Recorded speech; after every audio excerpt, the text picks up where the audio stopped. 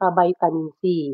Kung ayaw nyo naman mag-sachet, pwede nyong inumin ito para prevention sa ating katawan. Instead mag-vitamins kayo, which is ang vitamins is synthetic yon, ito pong ating Amazing Pure Organic Barley na capsule at saka vitamin C with aloe vera, with moringa, aloe vera with vitamin D na po siya, ito yun po. And to those people also na hindi masyadong mainitan, so kailangan natin ang vitamin D everyday. So ayun nyo itong ating amazing immunology dahil nandito meron na siyang vitamin D. May vitamin C pa siya. So ito naman ang ating on the go na capsule everyday. Inumin nyo kung ayaw nyo ng sachet.